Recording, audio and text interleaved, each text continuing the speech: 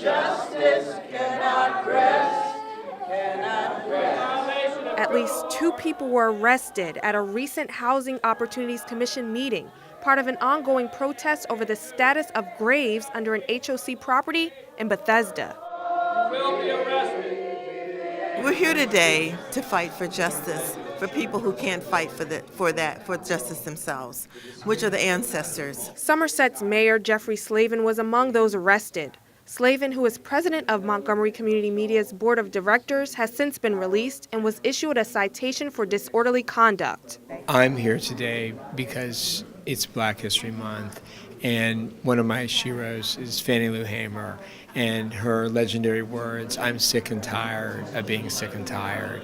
And this issue has been going on way too long, and it's time for the leaders of the county to resolve it.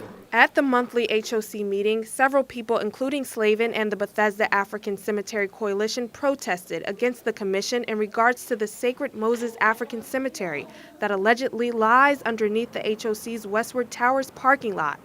Officials claim to believe that hundreds of freed Africans and perhaps thousands of enslaved Africans were buried there. They built River Road. They built Bradley Boulevard. They built Bethesda. And right now they're lying under a parking lot. I have a long-standing relationship with HOC. I was on one of their boards. I've gotten honors from them. A member of the board members are friends of mine.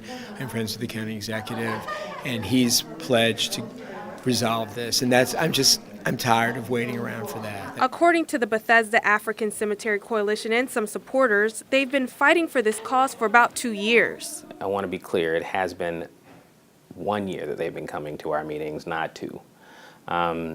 This agency is supportive of the public discourse. However, HOC Executive Director Stacy Spann has a different take on this. Because this commission values that discourse, there are a couple things that happened. The first is when we became aware of it, we stopped plans for development.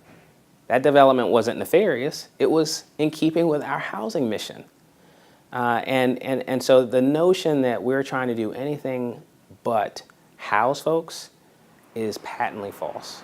This building, which has been in existence since 1954, wasn't developed by HOC, but we've been a part of it, managing it under a ground lease since 1997.